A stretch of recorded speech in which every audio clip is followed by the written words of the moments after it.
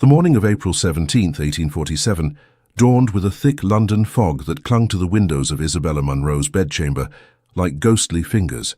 The mist seemed to hold the world in suspension, as if nature itself was holding its breath for the momentous day ahead. In the east wing of the Munro estate, servants had been bustling since before dawn, carrying heated water for the bride's bath, pressing linens, and arranging flowers that had arrived from the Richmond hothouse the previous evening. Isabella stood perfectly still before the ornate looking-glass as her lady's maid, Martha, secured the final pearl buttons of her wedding gown.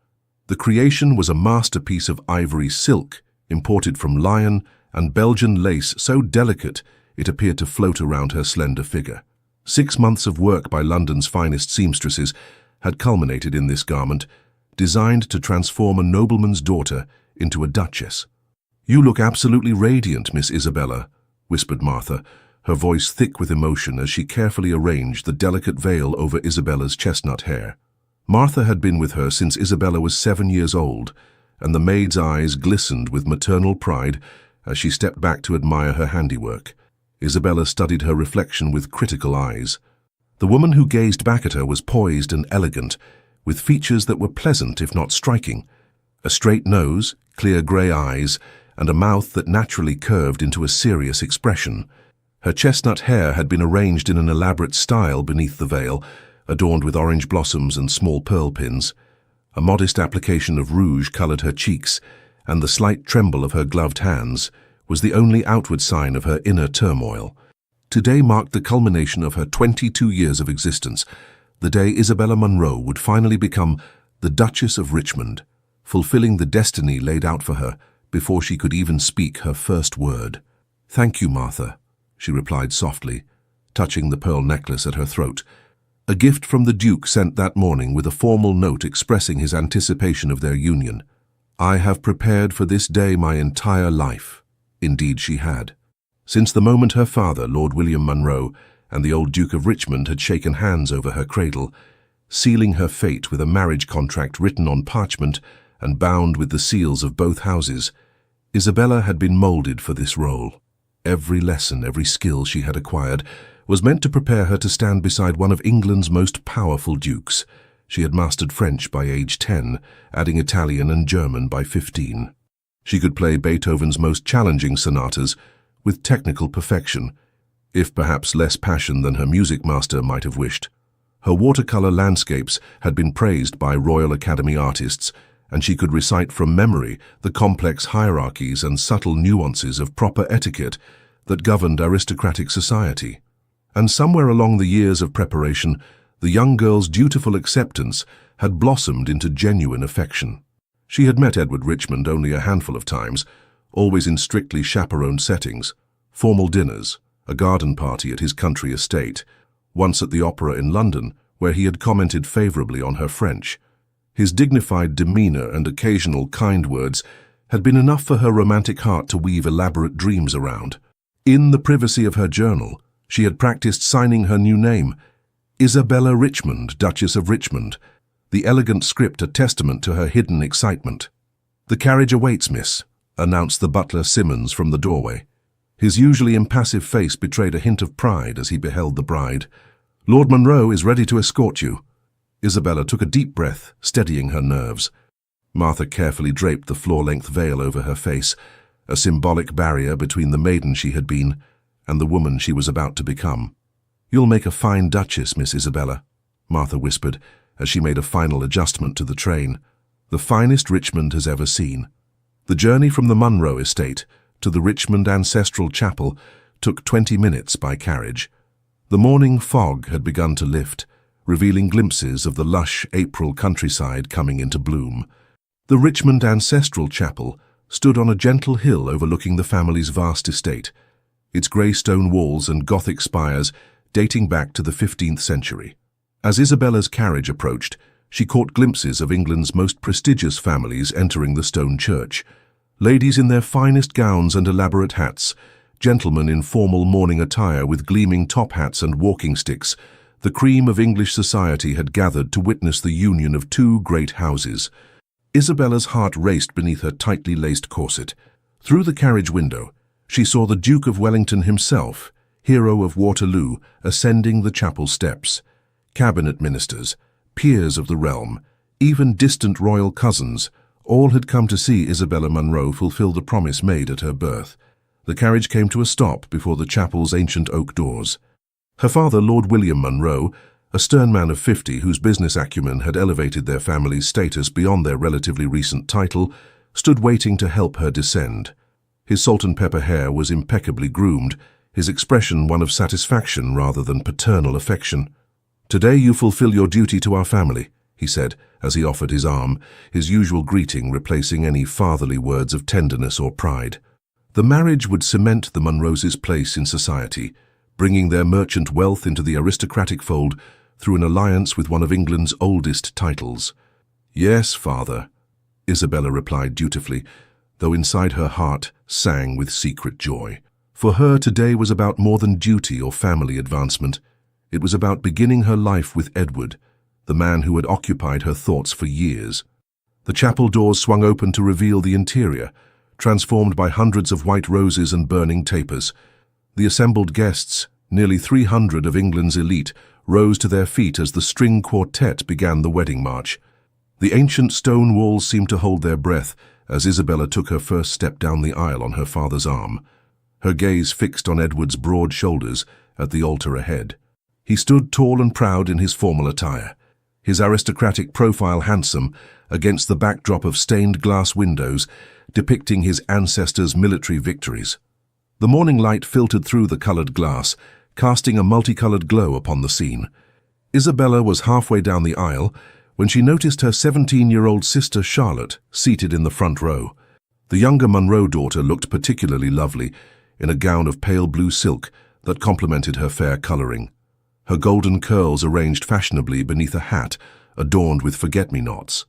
Charlotte caught her eye and smiled, but something in that smile, a knowing gleam perhaps, or a hint of secretive triumph, made Isabella's step falter momentarily. Lord Munro's grip on her arm tightened, urging her forward. The last few steps to the altar seemed to stretch endlessly as Isabella's heart pounded with anticipation. Finally, they reached the front of the chapel, where the elderly vicar waited with an open prayer book. Lord Munro placed Isabella's hand on the prayer book, symbolically giving his daughter to the church and to her husband. As Isabella took her place beside the groom, Edward finally turned to face her. She expected to see warmth in his eyes, perhaps even admiration as he beheld his bride for the first time on their wedding day. Instead, his expression was cold, distant, and determined. A chill that had nothing to do with the stone chapel's perpetual coolness ran through Isabella's veins. Before the vicar could speak the first words of the marriage service, Edward raised his hand in a gesture of interruption. "I must address the congregation," he announced, his voice echoing through the suddenly silent chapel. Isabella stood frozen, still clutching her bouquet of white roses, lilies, and myrtle. The scent of the flowers suddenly seemed cloying, overwhelming. "I cannot proceed with this union," Edward declared, each word falling like a stone into still water, sending ripples of shock through the assembled guests. Gasps and murmurs rose from the pews as fans fluttered with increased vigor. "I have come to realize that such an important decision as marriage must be based on more than mere agreements made in my infancy." Isabella felt the blood drain from her face as Edward stepped away from her side. The distance between them, merely inches in physical space, seemed to stretch into an unbridgeable chasm. "Miss Charlotte Munro," he continued, turning toward Isabella's younger sister, "has captured my heart with her vivacity and youth. It is she whom I wish to make my duchess." Charlotte rose from her seat in the front pew, a flush of triumph coloring her cheeks as she met Edward's gaze. The shock that rippled through the congregation was palpable. Ladies reached for their smelling salts, gentlemen exchanged glances of scandalized interest, and the vicar's prayer book slipped from his stunned fingers to land with a thud on the stone floor. But none of these reactions penetrated the fog of humiliation and betrayal that enveloped Isabella. The pain that stabbed through her heart was physical in its intensity, stealing her breath and blurring her vision. "This is outrageous," Lord Munro bellowed, stepping forward with his face contorted in fury. "We have a contract, Richmond, a binding agreement between our families. A contract I am willing to honor financially. Edward replied coldly, turning to face his almost father-in-law with the confidence of a man whose title and wealth made him virtually untouchable. Double the dowry will be transferred to your accounts by week's end as compensation, but I will not bind myself for life to a woman when I prefer another. Even you, Lord Monroe, with your mercantile background, must understand the value of choosing the superior option when it presents itself. The deliberate reference to Lord Monroe's trading past, a source of both wealth and social insecurity, was a calculated insult that further inflamed the situation. Several of Lord Monroe's friends stepped forward in support, while the Richmond connections closed ranks around Edward. Isabella stood motionless amidst the growing chaos, her carefully constructed world crumbling around her. The pitying glances from the assembled guests, the furious flush on her father's face, Charlotte's barely concealed look of victory, all of it swirled around her in a nightmarish tableau from which there was no escape. "Isabella," Edward said, finally addressing her directly, his voice lowered so that only she and those nearest could hear. "You are an accomplished woman, and I'm certain you will make some gentleman a suitable wife. But your sister possesses the youth and spirit better suited to be my Duchess. I'm certain you understand the practical considerations." Practical considerations. As if her 22 years made her somehow less valuable than Charlotte's 17. As if the devotion she had cultivated, the skills she had perfected, the dreams she had nurtured meant nothing compared to her sister's pretty face and flirtatious manner. With dignity she hadn't known she possessed, Isabella handed her bouquet to Martha, who had rushed to her side from where the servants observed at the back of the chapel. "I understand perfectly, Your Grace," she replied, her voice remarkably steady despite the earthquake within. "You have made your preferences quite clear." She unfastened the pearl necklace from her throat, his gift delivered that very morning, and held it out to him. "I believe this belongs with your chosen Duchess." Edward looked momentarily disconcerted by her composure, perhaps having expected tears or pleading. He took the necklace automatically, seeming uncertain for the first time in the proceedings. Isabella then turned to Charlotte, who at least had the grace to lower her eyes momentarily. "I wish you joy of your choice, sister," she said, each word precise and controlled. "May it bring you all the happiness you deserve." The subtle emphasis on the last word was not lost on Charlotte, whose triumphant smile faltered slightly. With that, Isabella gathered her elaborate train over one arm and turned away from the altar. Head held high despite the tears threatening to spill, she walked back down the aisle, alone. The same path she had traveled moments before as a bride now became her route of retreat. Each step measured and dignified, despite the whispers that followed her like a poisonous fog. Jilted at the altar. For her own sister. At 22, practically on the shelf already. The Richmond curse strikes again. These fragments of gossip, which would soon spread throughout London society like wildfire, seemed to hang in the air around her. Isabella Monroe, who had always followed every rule, fulfilled every expectation, now found herself the central figure in what would undoubtedly become the scandal of the season. Outside, away from the curious eyes of society, Isabella finally allowed herself to stumble. The April sunlight seemed a mockery of the darkness that had descended upon her life.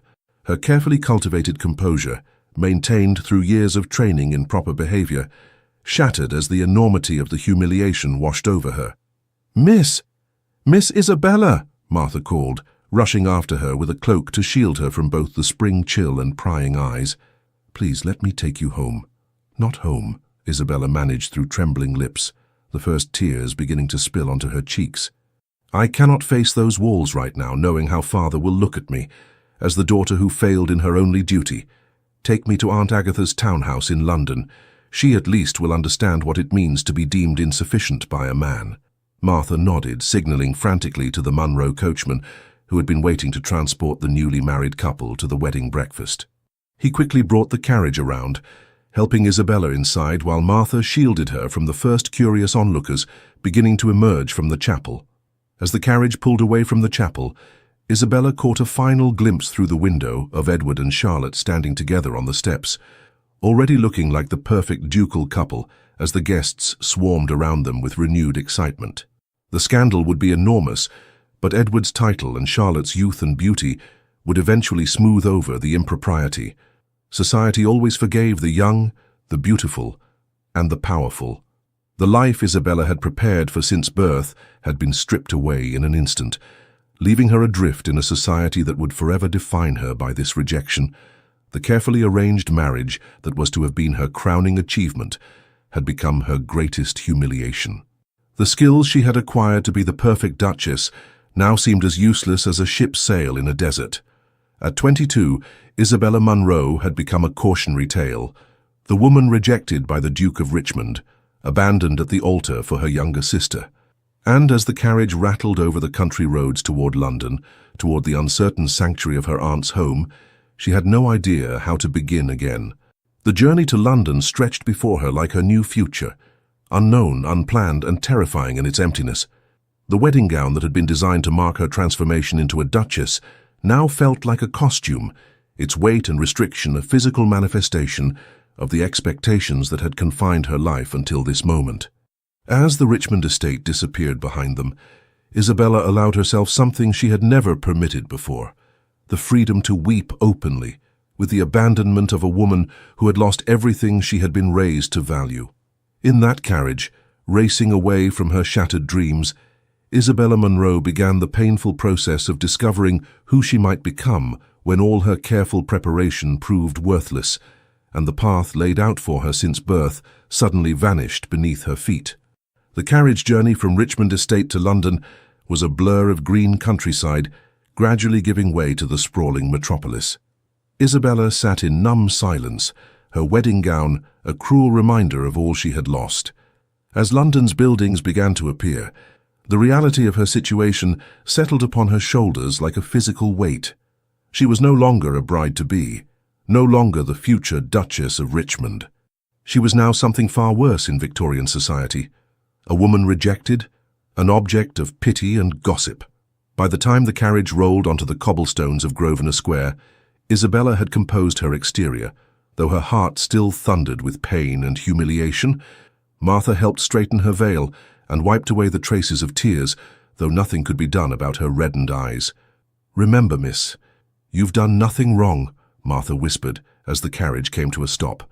"Hold your head high." Aunt Agatha's London townhouse stood as a dignified testament to refined independence, its white Portland stone facade and black wrought iron railings setting it apart from its neighbours. Unlike most women of her station, Lady Agatha Harcourt had never married, choosing instead to live by her own means after inheriting a substantial fortune from her father. At 62, she had long since ceased to care about society's whispers regarding her unmarried state. The carriage door opened, and Isabella found herself face to face with Aunt Agatha herself, who had apparently been watching from her drawing-room window. Tall and angular, with silver hair arranged in an unfashionably simple style, Lady Agatha Harcourt cut an imposing figure on her doorstep. Her sharp eyes took in Isabella's wedding attire, the carriage devoid of wedding guests, and her niece's devastated expression. With the quick intelligence that had allowed her to navigate society on her own terms for decades, she pieced together the situation immediately. "Absolutely disgraceful," Aunt Agatha declared, not waiting for an explanation as she helped Isabella from the carriage. "Edward Richmond always was an opportunistic cad, just like his father before him. The old Duke tried to court me once, you know, before settling for his cousin's fortune instead." The elderly woman's outrage on her behalf provided the first balm to Isabella's wounded heart. At least someone believed the fault lay with Edward, not with her supposed inadequacies. "Come, child," Aunt Agatha continued, leading Isabella inside with a protective arm around her waist. "What you need is a change of clothes, a pot of strong tea, and the knowledge that this humiliation will eventually pass. Jenkins," she addressed her butler, "have the blue guest chamber prepared for Miss Munro. She will be staying with us indefinitely." The butler, a dignified man who had served Lady Agatha for 20 years, merely nodded as if brides appearing on the doorstep in full wedding attire was a common occurrence. "Yes, my lady. And shall I have cook prepare a light luncheon?" "Indeed, and bring a tray of tea to my private sitting room immediately," Aunt Agatha instructed, as she guided Isabella up the marble staircase. Once in the privacy of Aunt Agatha's sitting room, with its comfortable furnishings and walls lined with books rather than the fashionable silk wallpaper found in most Mayfair homes, Isabella finally allowed her rigid posture to crumble. "How can I ever face society again?" she whispered, removing her veil with trembling hands. "All of London will know by evening that Edward Richmond rejected me at the altar for Charlotte." "How can it pass, Aunt?" Isabella whispered, finally allowing her composure to crumble completely. "All of London witnessed my rejection. I am ruined." "Ruined?" Aunt Agatha scoffed, removing her spectacles to polish them vigorously. "Hardly. You are merely freed from a most unfortunate match. In time you'll see this as the blessing it truly is." "A blessing?" Isabella's voice rose in disbelief. "To be humiliated before all of society. To watch my sister take the position I was raised to fill. How can you possibly call that a blessing?" "Because I have lived long enough to recognize prison cells, even when they're gilded with ducal coronets," her aunt replied calmly. "Tell me truthfully, Isabella, did you love Edward Richmond? Not the idea of him, not the role he represented, but the man himself." The question caught Isabella off guard. She had spent so many years preparing to be Edward's Duchess that she had rarely considered the man apart from his title. I thought I did," she said slowly, "but I barely knew him.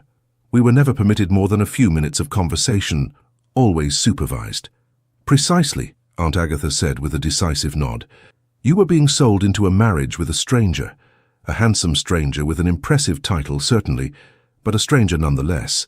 And based on his actions today, a rather contemptible one at that." Isabella couldn't argue with that assessment, though the wound was still too fresh to find comfort in it. "But what am I to do now?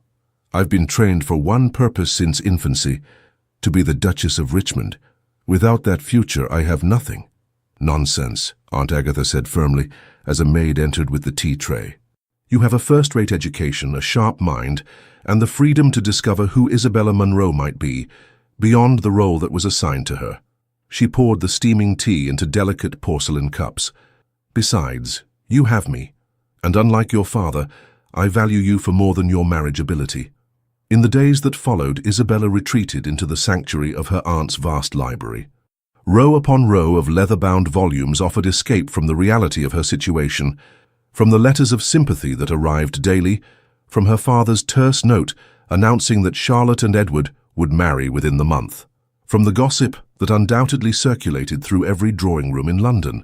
The library became her refuge, its oak shelves towering from floor to ceiling, filled with everything from ancient philosophy to modern novels. Here Isabella could lose herself for hours, curled in the window seat that overlooked the small but exquisitely maintained garden behind the townhouse.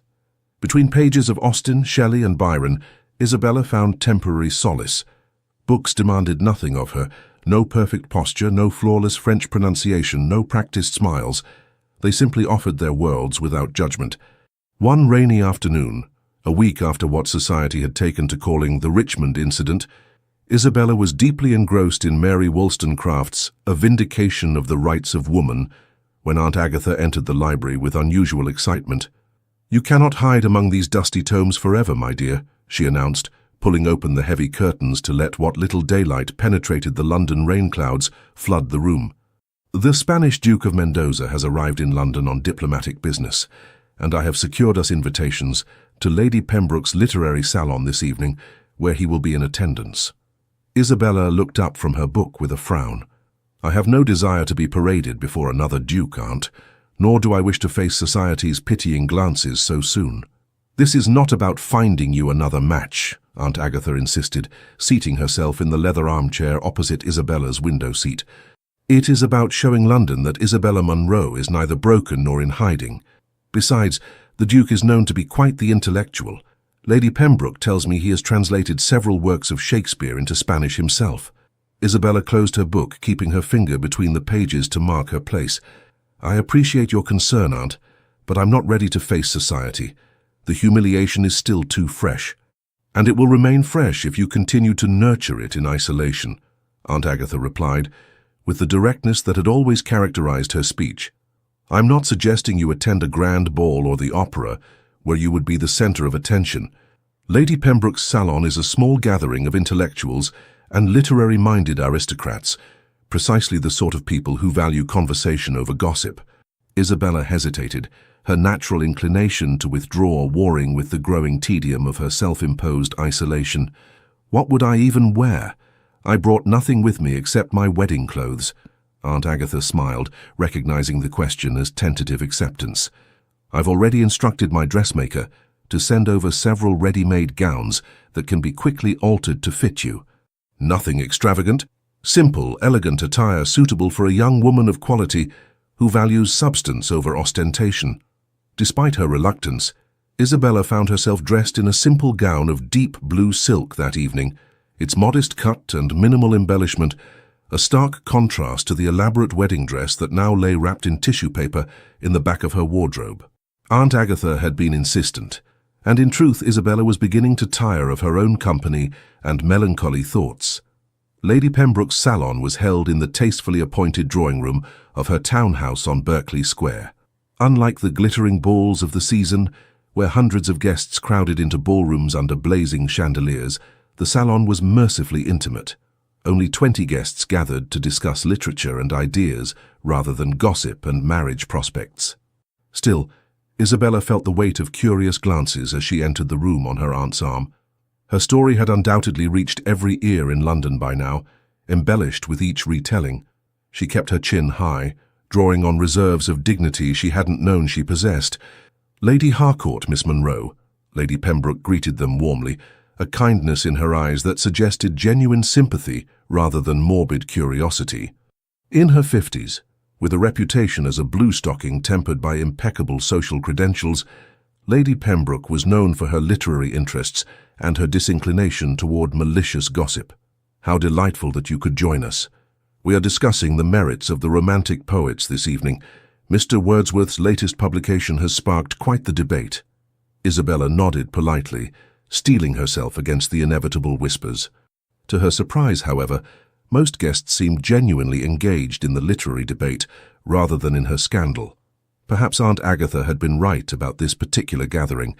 She found herself drawn into a conversation about Byron's Childe Harold with an elderly professor from Oxford and a middle-aged woman who had published several volumes of poetry under a male pseudonym. The discussion was stimulating, requiring enough concentration that Isabella momentarily forgot her personal troubles. "Señorita, may I offer a different perspective on Lord Byron's work?" The deep voice with its distinct Spanish accent came from behind her. Isabella turned to find herself looking up into the most striking face she had ever encountered. The man who addressed her stood tall with olive skin, intelligent dark eyes and features that appeared to have been sculpted by a Renaissance master. His formal attire was impeccably tailored, but subtly different from English fashion. The cut more continental, the fabric richer in texture. "Your Grace," Lady Pembroke said, appearing at Isabella's side with remarkable speed, "allow me to present Miss Isabella Munro and her aunt, Lady Agatha Harcourt. Ladies, His Grace, Alejandro de Mendoza, Duke of Valencia." "The honor is mine," the Duke said, bowing elegantly. Unlike most English aristocrats, who treated such gestures as perfunctory social requirements, there was a fluid grace to his movement that suggested genuine respect. "I could not help overhearing your defense of Byron's Childe Harold. Your insights were most compelling." Isabella felt color rise to her cheeks. After weeks of being the subject of pitying glances and whispered conversations, to be addressed as an intellectual equal was unexpectedly refreshing. "You are too kind, Your Grace. I merely suggested that his portrayal of disillusionment speaks to universal human experience rather than mere personal indulgence, as Professor Harrington contends. Precisely why it resonates across cultures," Alejandro agreed, his dark eyes lighting with intellectual engagement. "In Spain, we too understand the beauty of melancholy, what we call la tristeza dulce." "Sweet sadness," Isabella translated softly. The Duke's eyebrows rose in surprise. "You speak Spanish, Miss Munro?" "Only a little," she admitted. "I focused more on French and Italian in my studies, but I've always been fascinated by languages." "Still impressive," he said with a smile that transformed his serious face, revealing a slight dimple in his left cheek. "Perhaps you might help me better understand some of your English idioms during my stay in London. I find myself frequently confused by your curious expressions."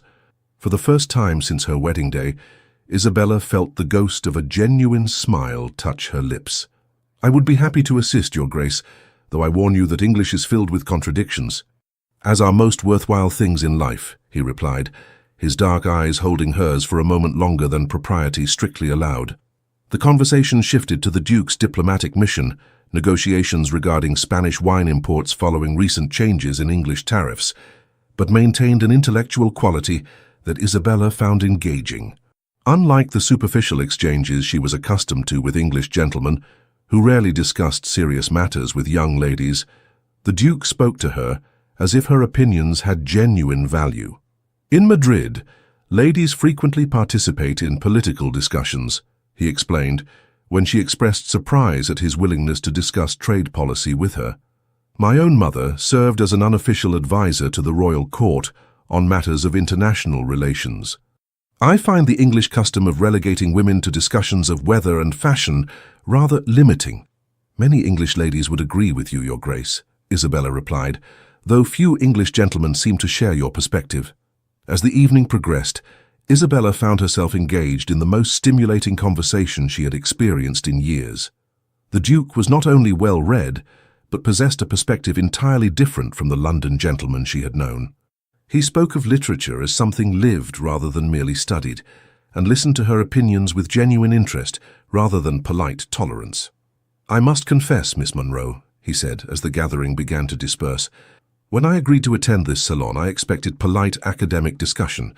I did not expect to find a kindred spirit. Nor did I, Isabella admitted. It has been refreshing. Perhaps you would consider showing me the British Museum tomorrow, he asked. I am told their collection of classical antiquities is unrivaled, and I would value a knowledgeable companion. Before Isabella could respond, Aunt Agatha appeared at her side, having observed the extended conversation with evident satisfaction. My niece would be delighted, Your Grace, she declared. Shall we say 11 o'clock? I would, of course, accompany them as chaperone. I would be honored, the Duke replied, bowing over Lady Agatha's hand. Until tomorrow, then, ladies. Later, as their carriage rolled back toward Grosvenor Square, through the gas-lit London streets, Isabella turned to her aunt. That was rather presumptuous of you, Aunt. Nonsense, Aunt Agatha replied with a satisfied smile. I merely accepted an invitation that you were clearly inclined to accept yourself. Besides, did you not notice how every lady in that room envied your extended conversation with the handsome Duke? Lady Harrington's daughter looked positively green with jealousy. I am not interested in making anyone envious, Isabella said firmly. Nor am I looking for another attachment so soon after. After being fortunate enough to escape marriage to that unprincipled Richmond boy, Aunt Agatha finished for her. The Duke of Mendoza seems a man of genuine character and intellect.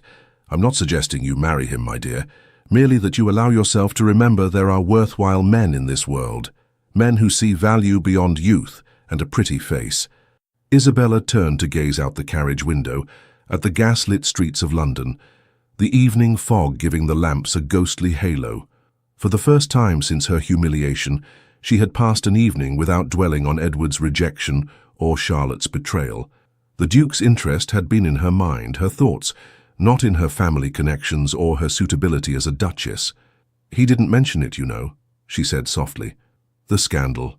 He must have heard, everyone has, but he spoke to me as if you were a woman of intelligence and substance rather than merely a jilted bride, Aunt Agatha suggested. Perhaps because that is precisely what he saw. The carriage turned onto Grosvenor Square, the horses' hooves echoing on the cobblestones. As they approached Aunt Agatha's townhouse, Isabella felt something stir within her, not happiness, precisely, but a tentative curiosity about what the future might hold. Perhaps Aunt Agatha was right. Perhaps it was time to step back into the world, not as the woman rejected by the Duke of Richmond, but simply as Isabella Munro, with her own thoughts, her own interests, and possibly her own future. That night, for the first time since the wedding day, Isabella slept without dreaming of the chapel and Edward's cold eyes. Instead, her dreams were filled with the British Museum's marble halls and a voice with a Spanish accent discussing Byron's poetry. When she woke, the heavy weight of humiliation had lightened just slightly, making room for something she had not expected to feel again so soon: anticipation. As she stood at her bedroom window, watching the morning light gradually illuminate London's rooftops, Isabella realized that the path forward, though uncertain and unplanned, might hold possibilities she had never considered when her future seemed so rigidly predetermined. She rang for Martha to help her dress for the day. "The blue walking dress, I think," she instructed, "and my hair in a simpler style than yesterday. We're going to the British Museum." "Yes, miss," Martha replied, unable to hide her pleasure at seeing her mistress taking an interest in her appearance again. "And might I say you look better this morning? There's some colour in your cheeks." Isabella caught her own reflection in the looking-glass and was surprised to see that Martha was right. The hollow-eyed ghost who had haunted her aunt's guest room for the past weeks had begun to recede, replaced by a woman with a spark of life returning to her grey eyes. "It's just a museum visit, Martha," she cautioned, not wanting to acknowledge even to herself that she was looking forward to seeing the Spanish Duke again. "An educational outing, nothing more." "Of course, miss," Martha agreed, though her knowing smile suggested she wasn't fooled. As she arranged Isabella's hair in a fashionable but understated style, she added, "Still, it's good to see you interested in something again. That's all I meant." By the time 11 o'clock approached, Isabella found herself standing in the entrance hall, outwardly composed but inwardly nervous in a way that had nothing to do with the prospect of facing society again. The Duke of Valencia had awakened something in her that she had thought permanently extinguished by Edward's rejection: curiosity about another person, and perhaps more surprisingly, curiosity about herself. When the door knocker sounded precisely at 11, Isabella smoothed her skirts and took a deep breath. Whatever happened next, whether this outing led to friendship, something more, or nothing at all, she was, for the first time in her life, facing a day that had not been mapped out for her since birth. There was terror in such freedom, certainly, but also an exhilarating sense of possibility. The butler opened the door to reveal Alejandro de Mendoza, Duke of Valencia, standing on the doorstep in mourning attire, his carriage waiting at the curb. As he bowed over her hand in greeting, his dark eyes met hers with what seemed like genuine pleasure at seeing her again. "Miss Monroe," he said, his accented voice somehow transforming her ordinary name into something melodic. "I have been looking forward to our expedition." "As have I, Your Grace," Isabella replied, surprised to discover that she meant it. Behind her, Aunt Agatha descended the stairs, ready for her role as chaperone, a knowing smile playing at the corners of her mouth as she observed the way the Duke looked at her niece. As they stepped out into the spring sunshine, Isabella realized that for the first time since that terrible day at the Richmond Chapel, she was looking forward rather than back. The woman who had been rejected at the altar was beginning to recede, making way for a woman she was only just starting to discover, Isabella Monroe, not as she had been molded to be, but as she might choose to become. The visit to the British Museum marked the beginning of a transformation in Isabella's life. What began as a simple cultural outing evolved into a series of encounters that gradually rekindled her spirit. As April's showers gave way to May's gentle sunshine, Isabella found herself stepping further from the shadow of her humiliation and into a life she had never imagined possible. Over the following weeks, London society observed with growing interest as Miss Isabella Monroe was frequently seen in the company of the Spanish Duke. Their outings, always properly chaperoned by Lady Harcourt, became the subject of speculation in drawing rooms across Mayfair. The very society that had pitied Isabella now watched with curiosity as she appeared at select gatherings with the distinguished foreigner at her side. What began with their visit to the British Museum expanded to afternoons in the Royal Botanical Gardens, attendance at the Royal Academy's exhibition, and even a musical performance at St. James's Hall. To Isabella's surprise, each encounter deepened her appreciation for Alejandro's character and intellect. Unlike Edward, who had barely spoken 10 sentences to her during their entire acquaintance, Alejandro seemed genuinely interested in her thoughts. He asked questions about her opinions on everything from politics to poetry, and actually listened to her answers. More surprising still, he often deferred to her knowledge on matters of English culture and history, treating her as an intellectual equal rather than a decorative companion. One particularly fine May afternoon found them strolling through Kew Gardens, with Aunt Agatha following at a discreet distance. The spring blooms were at their peak, filling the air with fragrance and painting the landscape in vibrant colours that seemed to reflect Isabella's gradually reawakening spirit. In Spain, Alejandro told her as they paused beside a particularly beautiful arrangement of exotic flowers, we have a saying, "Más vale buen entendimiento que grandes riquezas." A good understanding is worth more than great riches. "That's lovely," Isabella replied, watching a butterfly alight on a nearby bloom. "Though I imagine many in English society would disagree, as would many in Spanish society," Alejandro admitted with a wry smile that transformed his serious features. "The nobility is not so different across borders, I'm afraid. We are all taught to value lineage and fortune above character. And yet, you seem to have escaped that particular lesson, Your Grace," Isabella observed, noting how he had greeted the gardener's children with the same courtesy he showed to the royal botanist they had encountered earlier. "Perhaps because I learned early that titles offer no protection against life's tragedies," he said, his expression growing serious. "My parents died when I was 14, a boating accident off the coast of Valencia. I inherited the dukedom far too young, with only my grandfather's guidance to see me through." "I'm so sorry," Isabella said softly, touched by this glimpse into his past. In their many conversations, he had shared little about his personal history, focusing instead on ideas and observations. "It shaped me," Alejandro continued, absently twirling a fallen blossom between his fingers. "Made me understand that life is unpredictable and precious. We must seize happiness where we find it, not where convention dictates it should be." They walked in comfortable silence for a moment, passing beneath a trellis heavy with climbing roses. The scent enveloped them, sweet and intoxicating in the warm afternoon air. "May I be bold, Miss Munro?" Alejandro asked suddenly, pausing beneath the canopy of blossoms. Isabella felt her heart quicken. "You may. I know of your recent situation," he said carefully. "London talks of little else, I'm afraid, but I want you to know that I see it as the Duke of Richmond's great misfortune, not yours." Isabella stopped walking, her cheeks flushing with embarrassment. Of course he knew. Everyone knew. She had foolishly begun to hope that perhaps he had somehow missed the gossip, or that he didn't care about it.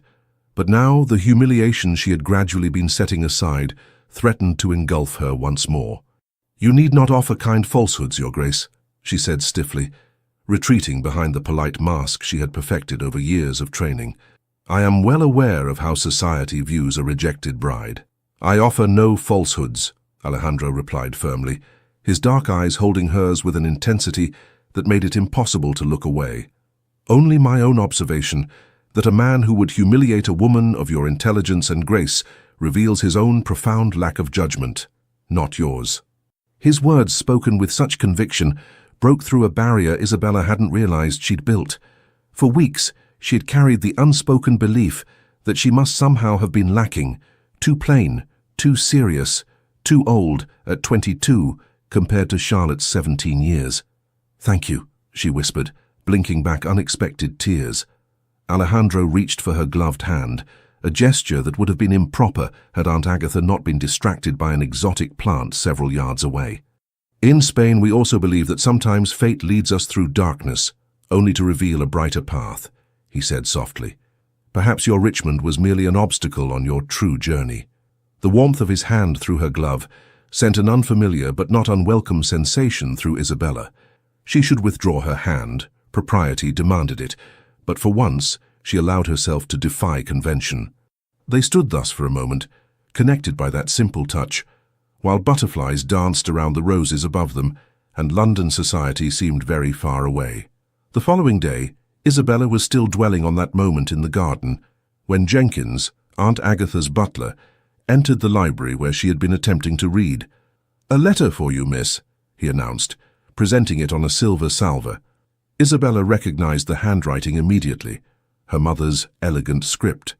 With trepidation, she broke the seal, wondering what news from home awaited her. The letter began with familiar formalities, but quickly came to its purpose. The Countess of Harrington was hosting her annual grand ball the following evening, and Lady Munro expected Isabella to attend with Aunt Agatha. More concerning still, the letter mentioned that Edward and Charlotte would be there, their first public appearance as husband and wife since their hastily arranged wedding 2 weeks prior. "I cannot possibly attend," Isabella told her aunt over luncheon, placing the letter beside her plate. "They will be there, as husband and wife." "Precisely why you must go," Aunt Agatha insisted, setting down her fork with a decisive click against fine porcelain. "If you hide away, you confirm every whisper that you are devastated beyond recovery. Besides," she added with a knowing smile, I have it on good authority that the Duke of Mendoza will be in attendance. How do you know that? Isabella asked, surprised. Because I took the liberty of ensuring he received an invitation, her aunt replied unapologetically.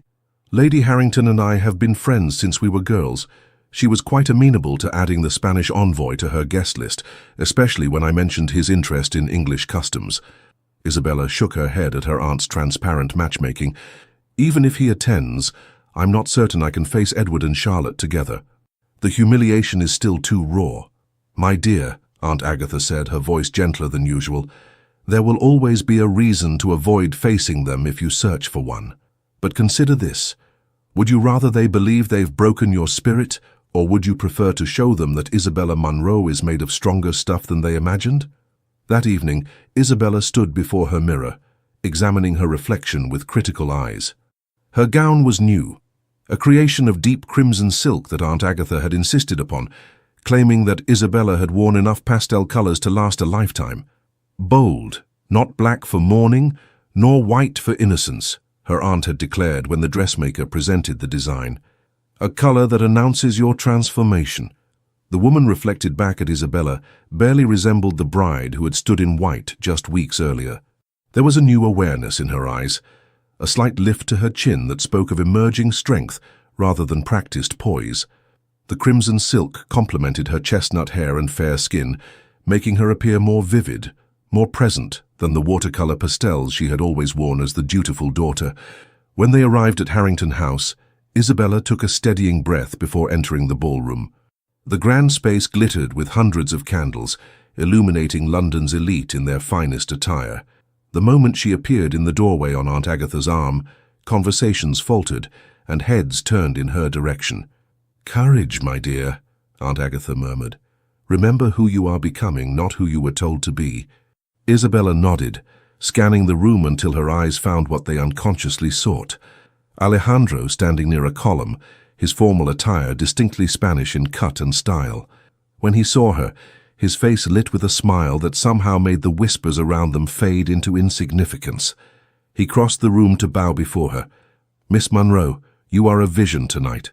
"Thank you, Your Grace," she replied, suddenly aware of every eye upon them, of the assessment and speculation taking place behind fans and raised champagne glasses. "Would you do me the honor of reserving the first waltz for me?" he asked. Before she could respond, a familiar voice cut through her consciousness. "Isabella, how unexpected to see you here." Edward Richmond stood before her, Charlotte on his arm. Her sister was resplendent in a gown of pale green silk, her golden curls arranged elaborately beneath a diamond tiara, the Richmond family heirloom that should have adorned Isabella's head. Isabella felt as if all the air had been pulled from the room. This was the moment she had dreaded, the confrontation she had imagined in countless restless nights. Yet now that it had arrived, she was surprised to find herself steadier than expected. "Your Grace," Isabella responded with perfect composure, dropping into a flawless curtsy. "Duchess, I trust married life agrees with you both." Edward had the grace to look slightly uncomfortable, while Charlotte merely tightened her grip on his arm, her triumphant smile barely concealed. "Indeed," Edward replied stiffly. "London has been abuzz with talk of your friendship with the Spanish Duke." Isabella felt Alejandro stiffen beside her. "Allow me to make introductions," she said smoothly. "Your Grace, may I present Alejandro de Mendoza, Duke of Valencia, Your Grace the Duke and Duchess of Richmond." The men exchanged terse bows, sizing each other up with the wariness of natural rivals. The contrast between them was striking. Edward, fair and classically English with his golden hair and blue eyes. Alejandro, dark and intense, with the unmistakable pride of Spanish nobility evident in his bearing. "I understand congratulations are in order," Alejandro said, his Spanish accent more pronounced than usual. "Though I confess, English marriage customs continue to surprise me. In Spain, we consider a man's word his bond, especially in matters of honor." The subtle rebuke was not lost on anyone present. Edward's face flushed, a muscle twitching in his jaw. "I assure you, Your Grace, that English honor is no less stringent. Sometimes circumstances require adaptations." "How fascinating," Alejandro replied with dangerous politeness.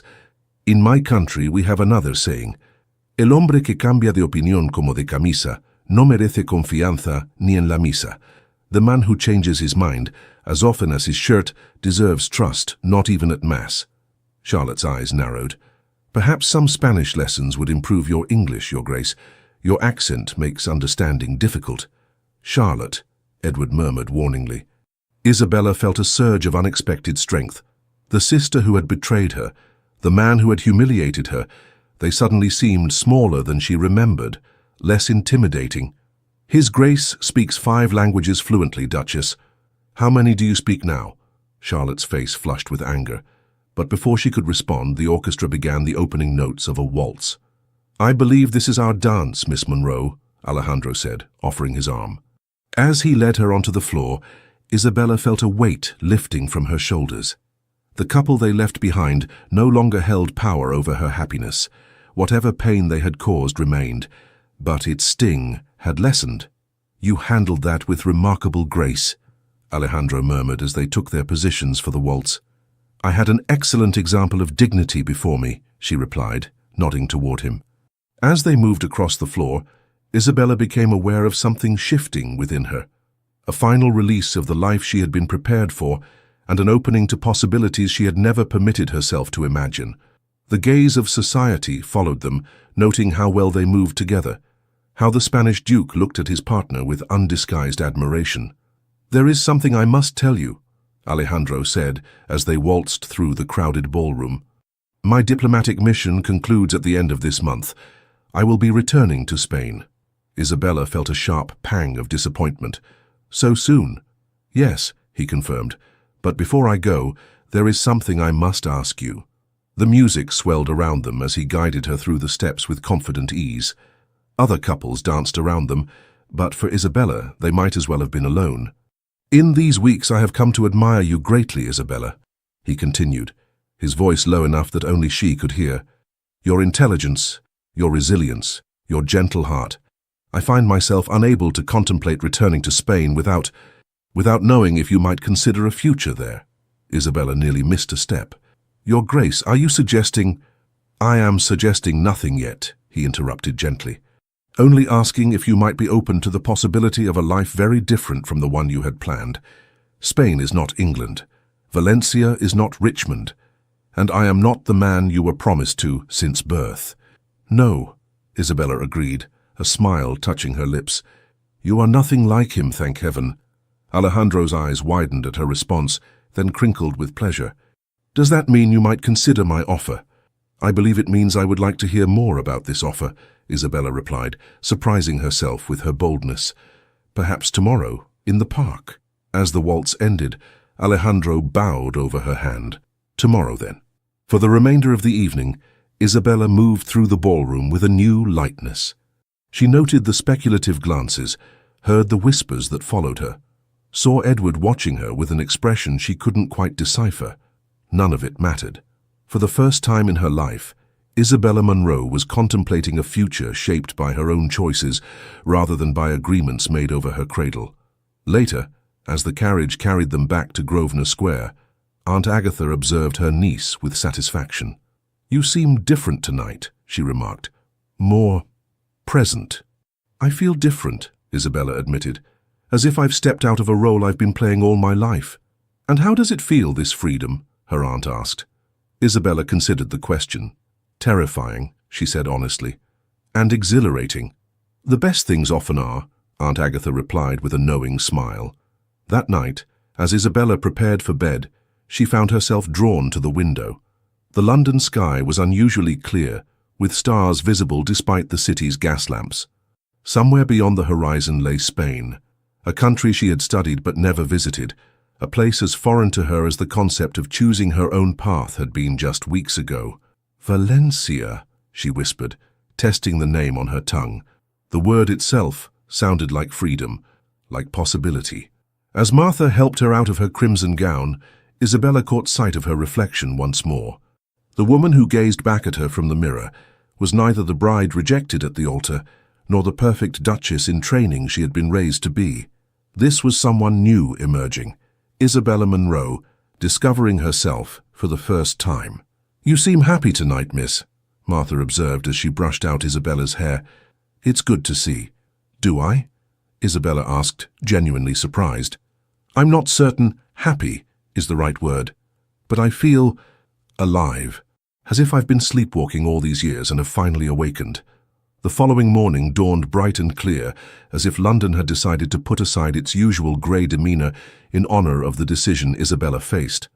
As she prepared for her walk in Hyde Park with Alejandro, she found her thoughts unusually serene.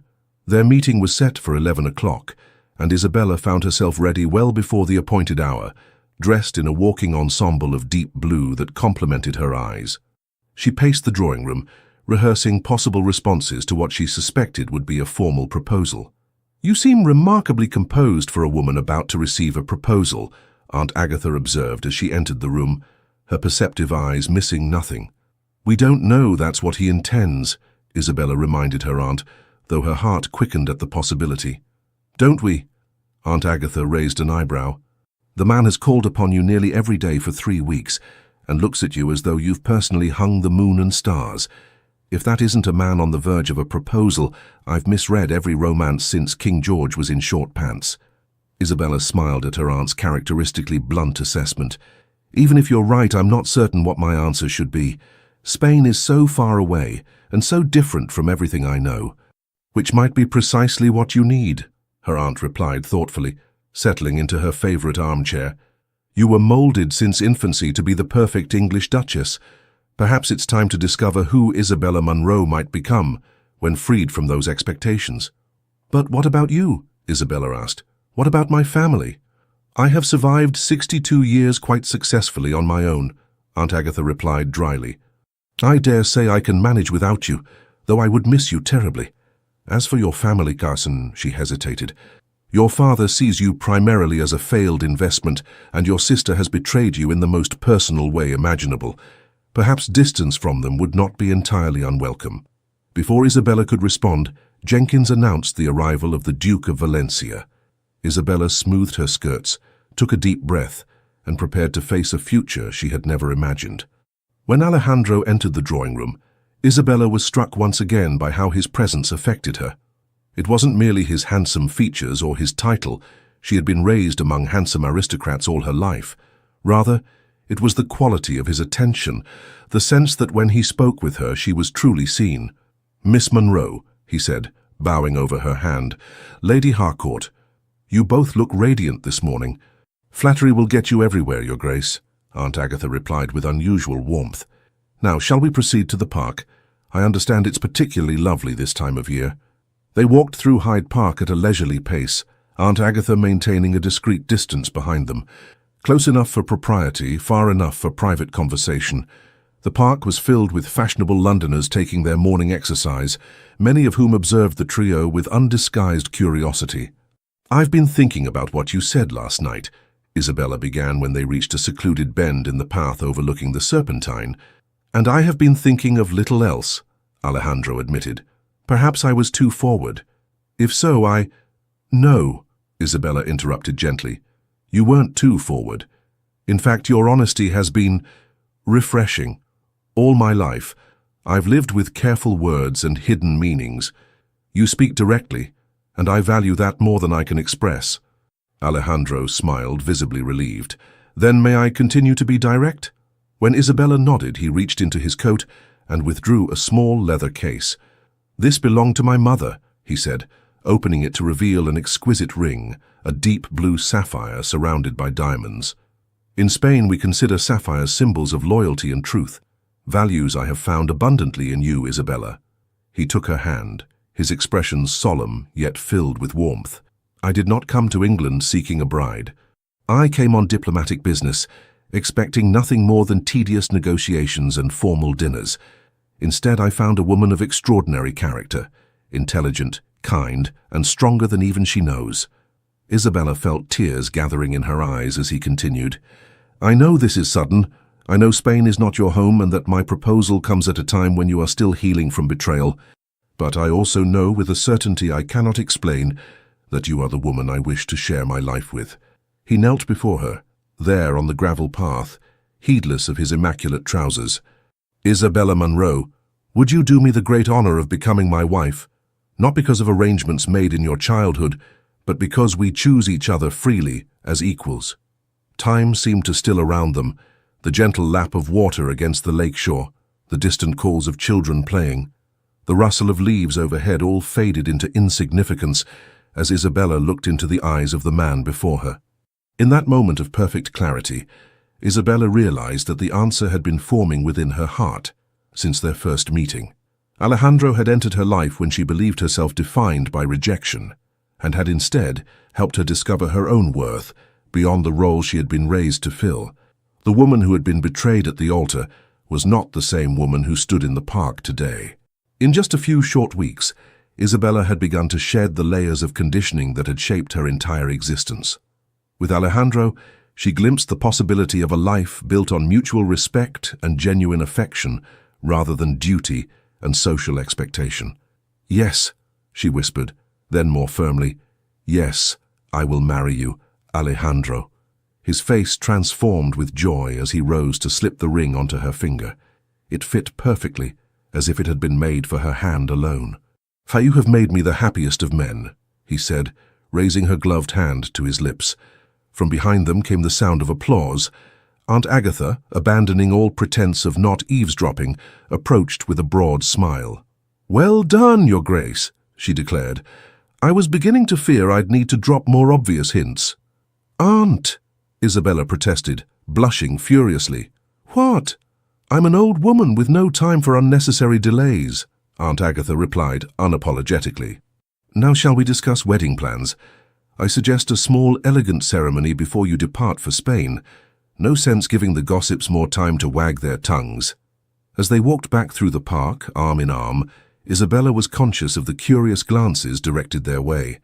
By evening, all of London would know that the woman rejected by one duke had captured the heart of another, more distinguished one. The narrative was too romantic, too satisfying for even the most cynical socialites to resist. But for Isabella, the true story was far more significant than any gossip could capture. In choosing Alejandro, and in being chosen by him, she had taken the first step toward defining herself on her own terms. The journey ahead would lead her far from the path that had been laid out for her since birth, across oceans to a land she had never seen. Yet as she looked up at the man beside her, she felt not fear but anticipation. The life awaiting her in Spain was unknown, but it would be her own, a life chosen rather than assigned, a future built on love rather than duty. As they reached the park gates, Isabella caught sight of a familiar carriage passing by, the Richmond crest emblazoned on its door. Through the window she glimpsed Edward's profile, his attention focused on some document in his hands, unaware of her presence. A month ago, such an encounter would have filled her with pain and humiliation.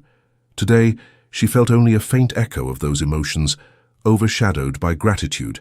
Had Edward not rejected her, she would never have discovered her own strength. Had he not chosen Charlotte, Isabella would never have found Alejandro. Sometimes, she reflected as they continued their walk, what appears to be a cruel twist of fate is merely the beginning of a better story. The news of Isabella Munro's engagement to the Spanish Duke spread through London society with remarkable speed. By evening, every drawing room buzzed with the story, how the woman rejected by one duke had captured the heart of another, more distinguished one. The narrative was too romantic, too satisfying for even the most cynical socialites to resist. Even the Morning Post carried a small announcement the following day, noting the fortuitous alliance between an esteemed English family and Spanish nobility. For Isabella, however, the days following her engagement existed in a separate reality from society's gossip. Each morning brought a fresh awareness of the sapphire that now adorned her hand, not a symbol of duty, like the pearls Edward had given her on their wedding day, but a token of genuine affection and mutual choice. Lord Munro, upon receiving Alejandro's formal request for Isabella's hand, responded with characteristic pragmatism. "A Spanish dukedom is certainly acceptable," he wrote in his reply, delivered by messenger to Aunt Agatha's townhouse, "though I trust the financial arrangements will be thoroughly documented before any ceremony takes place."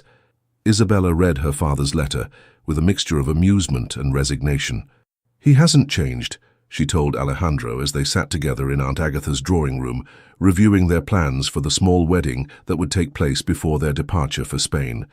Everything remains a transaction to him. Then we must be grateful that our marriage will be something far more meaningful, Alejandro replied, his hand covering hers. In Spain, we have a tradition of las arras matrimoniales, 13 gold coins the groom gives to the bride during the ceremony, symbolizing his commitment to her welfare. I would give you 13,000 if it meant securing your happiness, but I suspect your happiness cannot be purchased with gold. No, Isabella agreed softly. It cannot. Though I confess I'm curious about all the Spanish traditions we'll incorporate into our ceremony. We will blend the best of both our cultures, Alejandro promised, just as we will in our life together. The wedding preparations proceeded with remarkable speed, guided by Aunt Agatha's efficient hand. A small ceremony at St. George's in Hanover Square was arranged for the first week of June, allowing just enough time for a proper announcement and the gathering of necessary documents, but not so long that London society would have excessive opportunity to speculate or interfere.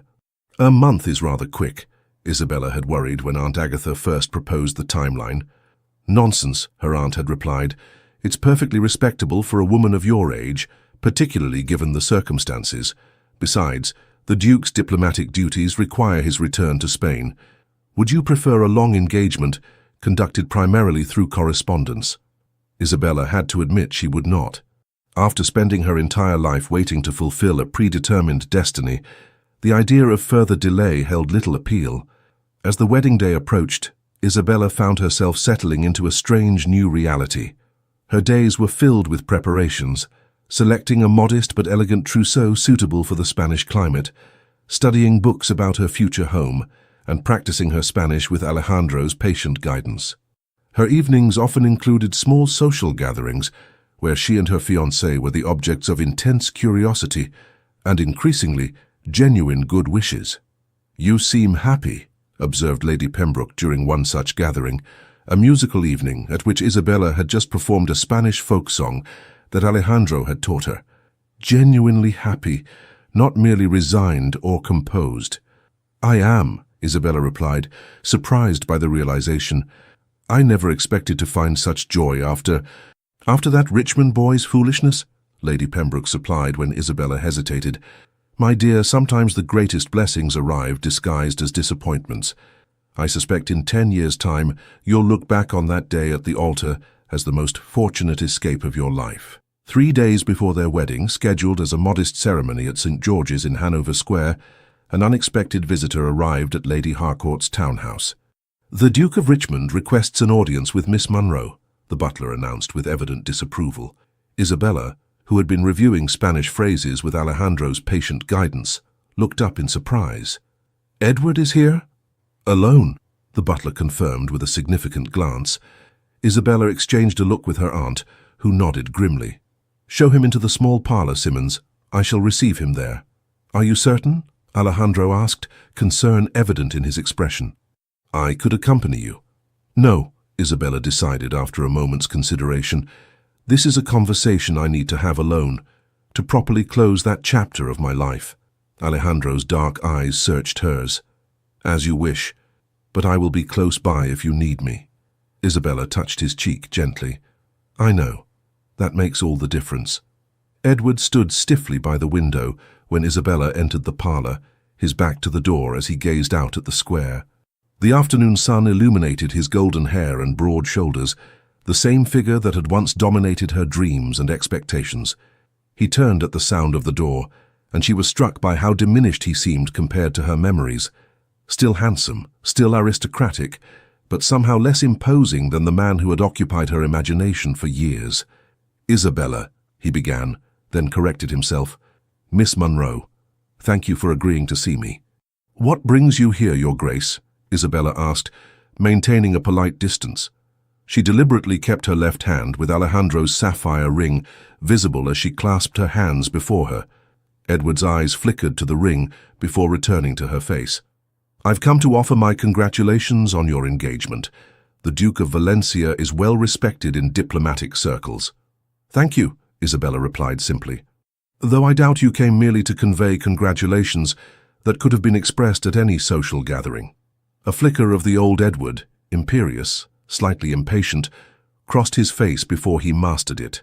"No, I wanted to speak with you privately, to explain—" "There's no need," Isabella interrupted gently.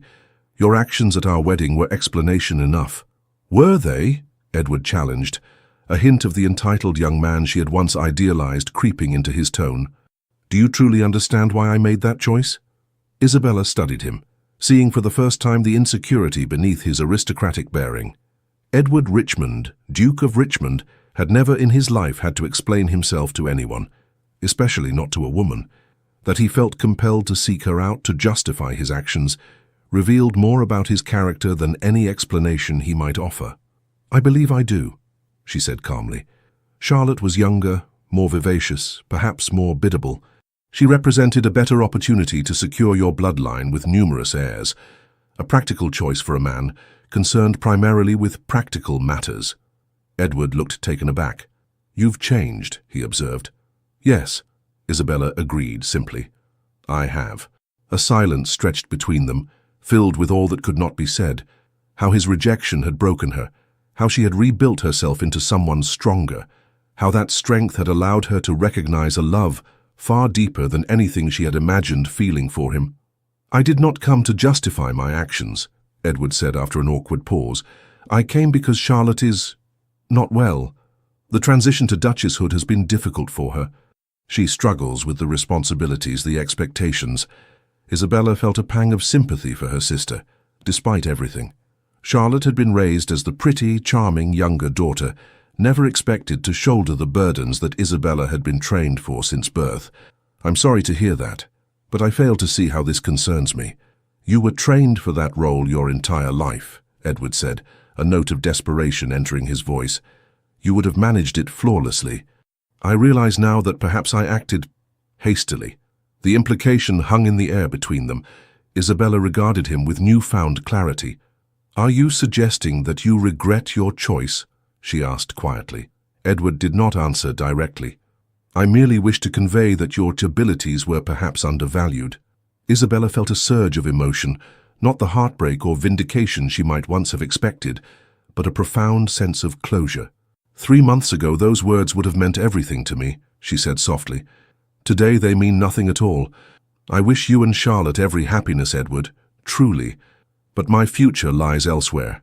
She moved toward the door, pausing with her hand on the handle. "Perhaps you might try seeing Charlotte as more than a young, pretty bride. She has strengths of her own, different from mine. If you look for them, you might find a true partner rather than merely a duchess." Edward stared at her, astonishment evident in his features. "You've become quite philosophical, Isabella." "Not philosophical," she corrected him with a small smile. "Simply wiser about what truly matters in life. Good day, Your Grace." As she closed the door behind her, Isabella felt the last weight of her former life lift from her shoulders. In the drawing room, she found Alejandro waiting anxiously with Aunt Agatha, who made no pretense of disinterest in the unexpected visit. "All is well?" Alejandro asked, searching her face. "All is perfect," she assured him, taking his hands in hers. "I am exactly where I am meant to be." The morning of Isabella's wedding dawned clear and bright, as if nature itself approved of the union about to take place.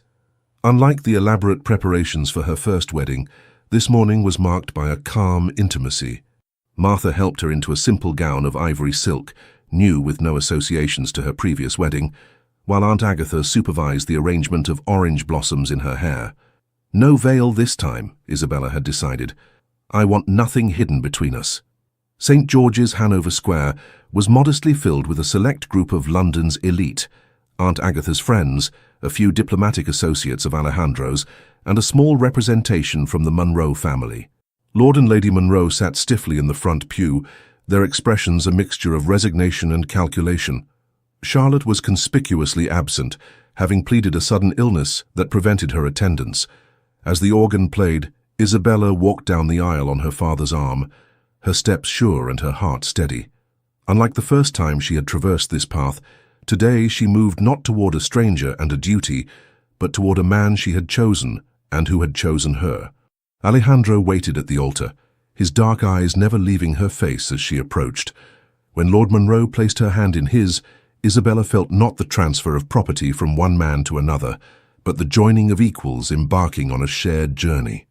The ceremony proceeded without interruption or hesitation. When the priest asked, "Who giveth this woman to be married to this man?" Lord Munro answered with formal correctness, but Isabella knew the truth. She gave herself, freely and with clear eyes. As she spoke her vows in the sunlit church, her gaze never left Alejandro's face, the face of a man who had chosen her for herself, not for duty or bloodlines or social expectations. When he slipped the gold band onto her finger to join the sapphire engagement ring, his hands were steady and warm. "With this ring I thee wed," he said in his accented English, then added softly in Spanish, "Con este anillo te entrego mi corazón y mi vida." With this ring I give you my heart and my life. After the ceremony, a small reception was held at Aunt Agatha's townhouse. As Isabella moved among the guests on her husband's arm, the word still new and wonderful in her mind, she caught her father's eye across the room. Lord Munro raised his glass slightly in acknowledgement, his expression inscrutable. It was as close to a blessing as she would receive from him, and Isabella found that it was enough. "Are you happy, my dear?" Aunt Agatha asked, as the reception drew to a close. "More than I ever imagined possible," Isabella replied honestly. "Then my work here is done," her aunt declared with satisfaction, "though I shall expect detailed letters from Spain, and perhaps a visit when you've settled in." "You will always be welcome," Alejandro assured her, bowing over the elderly woman's hand. "Without you, I might never have found my Duchess." "Oh, you would have found her," Aunt Agatha replied with a knowing smile. "Some things are simply meant to be." 3 days later, Isabella Munro, now Isabella de Mendoza, Duchess of Valencia, stood on the deck of the ship that would carry them to Spain. The English coastline was gradually receding behind them, growing smaller with each passing minute. As their ship sailed from England's shores toward the sun-drenched coasts of Spain, Isabella stood on the deck beside her husband, watching her homeland fade into the distance. The June breeze carried the scent of salt and promise, ruffling the loose tendrils of hair that had escaped her bonnet. "Any regrets?" Alejandro asked softly, his arm secure around her waist. Isabella turned to look at him, this man who had recognized her worth when she had nearly forgotten it herself. In the weeks since their first meeting, she had discovered in him not only a keen intellect and honorable character, but a tenderness that had helped heal the wounds of her humiliation. "None," she replied with perfect honesty. "England was my past. You are my future." As the ship caught the wind and surged forward toward the Mediterranean, Isabella felt a profound sense of peace. The path that had seemed so fixed from her infancy had taken an unexpected turn, leading her not to the life she had been prepared for, but to the one she was meant to live.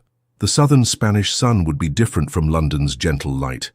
The language, customs, and expectations of her new homeland would challenge her in ways she had never anticipated.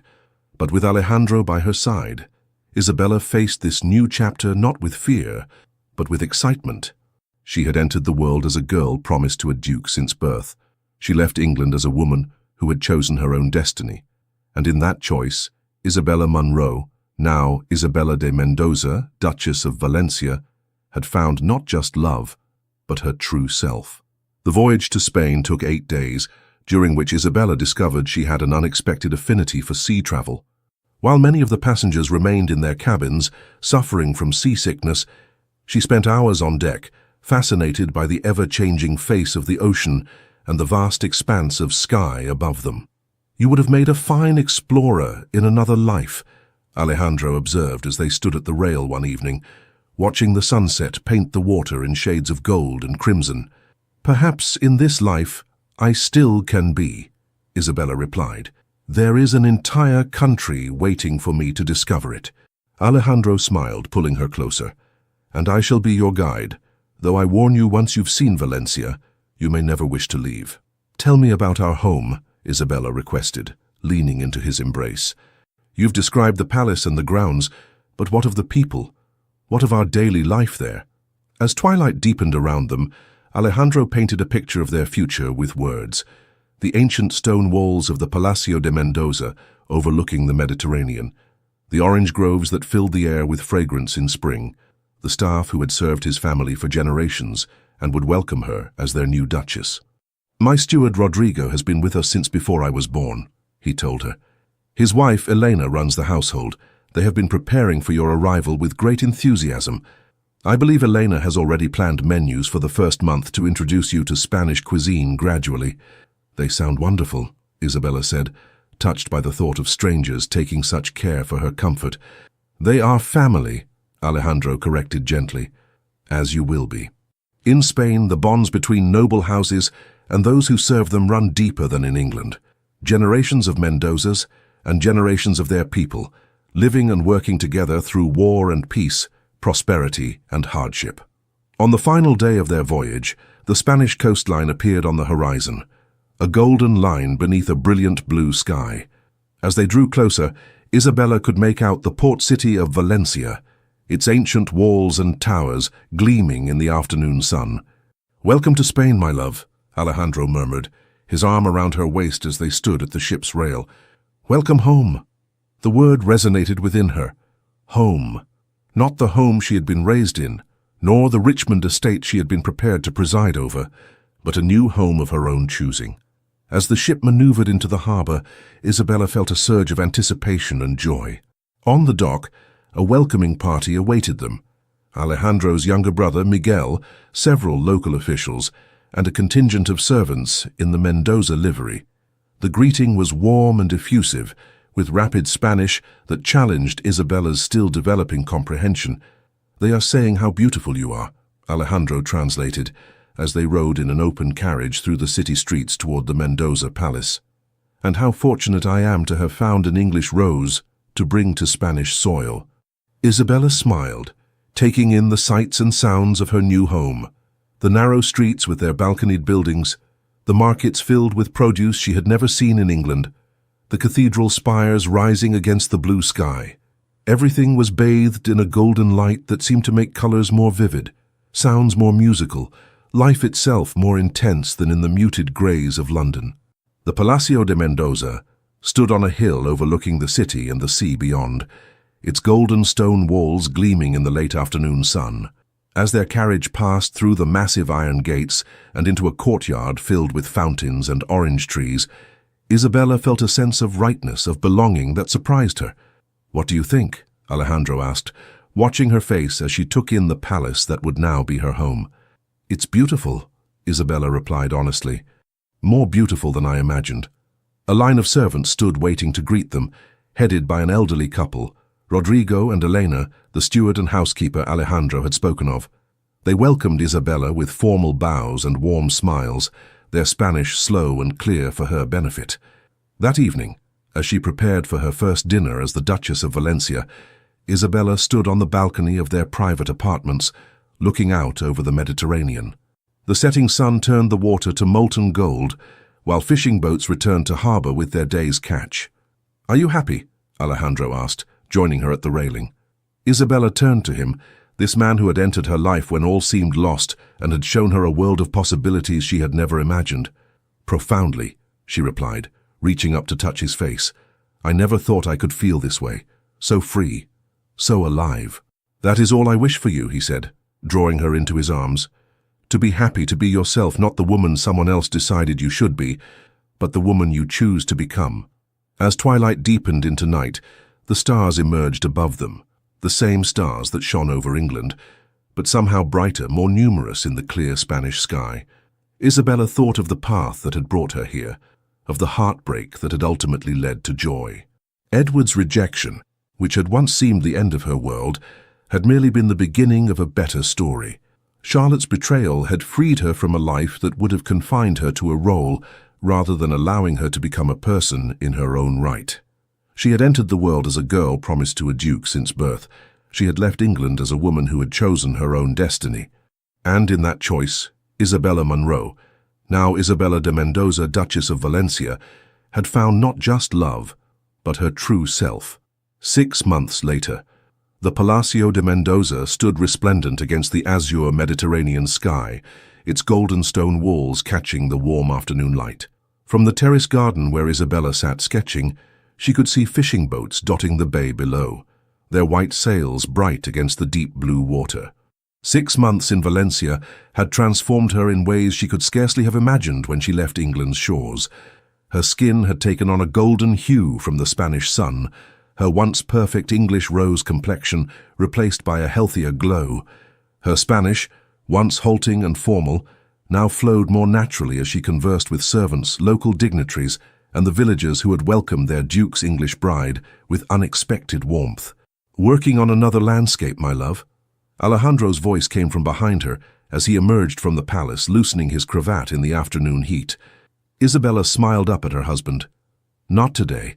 I'm writing to Aunt Agatha." He settled beside her on the stone bench, glancing at the lengthy letter filled with her neat handwriting. "And how is the formidable Lady Harcourt?" "Thriving as always," Isabella replied with a fond smile. "She writes that she's considering visiting us next spring. Apparently London society has grown tediously predictable in my absence." Alejandro chuckled. "I look forward to it. Your aunt's observations on Spanish customs will undoubtedly be entertaining." Isabella set aside her writing. "She also sent news of the Richmonds." "Did she?" Alejandro's tone remained neutral, but his eyes betrayed his interest. "Charlotte is with child," Isabella said, "due in the summer. And apparently she has surprised everyone by taking a keen interest in the management of the Richmond estates. Aunt writes that she's quite transformed from the flighty girl she once was." "And how does this news make you feel?" Alejandro asked gently. Isabella considered the question honestly. "Happy for her," she said finally. "Truly happy. We were both shaped by our father's ambitions, though in different ways. Perhaps Charlotte, like me, simply needed the freedom to discover her own strengths." Alejandro reached for her hand, his thumb brushing over the sapphire ring that now shared her finger with a wedding band of Spanish gold. "You have a generous heart, Isabella." "I have a full one," she corrected him with a smile. "It's easier to be generous when one wants for nothing." A servant approached, bowing respectfully.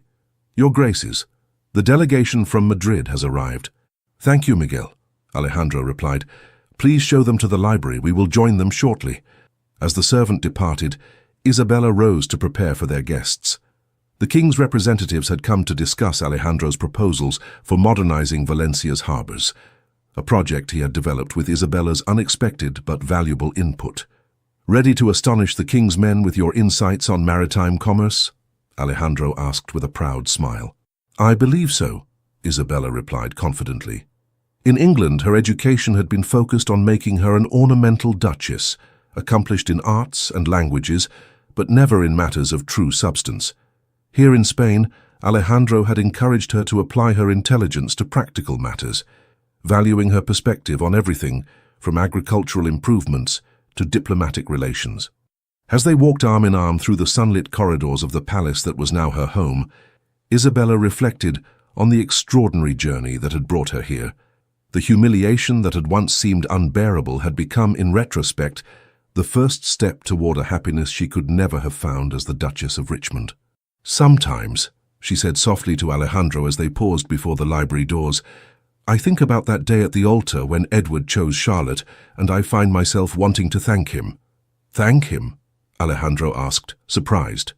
Isabella nodded, her eyes filled with love as she looked at her husband. "His rejection set me free to find you, and in finding you, I found myself." Alejandro raised her hand to his lips. "Then I too must be grateful to the Duke of Richmond for his profound lack of judgment that brought the most precious treasure in the world to my shores." With the Mediterranean sun streaming through the ancient windows of their ancestral home, the Duke and Duchess of Valencia entered the library together, equals in partnership, united in purpose, and bound by a love that had been chosen freely rather than dictated by duty. And in that choice lay all the difference. The end, dear listener. Sometimes life places us on unexpected paths, moments when everything we planned seems to crumble. Like Isabella, you too may be facing your own version of an empty altar or a broken promise. But remember, the destiny others have mapped out for us isn't always the one that will bring us true happiness. Often it's precisely in our moments of greatest pain that the doors to our true purpose open. Perhaps today you're feeling the weight of rejection, the sting of betrayal, or simply the exhaustion of following expectations that aren't truly yours. Know that this pain isn't the end of your story. It's merely a necessary chapter for your transformation. Just as Isabella found the strength to rebuild her identity and discover a deeper, more authentic love, you too carry within you a resilience you may not yet know. Your moments of greatest vulnerability can become the foundation of your greatest strength. Rest tonight knowing that tomorrow brings new possibilities. Allow yourself to release the reins of control for a few hours, trusting that you are protected and supported by the universe. Your body deserves rest, your mind deserves peace, and when the sun rises again, remember, you are not defined by the plans others made for you, but by the choices you yourself make each new day. As the Duchess of Valencia discovered, sometimes our greatest gifts come disguised as our greatest disappointments. I thank you for your company on this journey of discovery and renewal. May your dreams be sweet and your awakening full of purpose. With profound gratitude, Legends of the Fall. Thank you so much for staying with us until the very end. Please like, comment, and share this story if it touched your heart. Subscribe to our channel and support us from the bottom of your heart. Your support gives us the strength to continue creating stories filled with love, redemption, and unforgettable twists.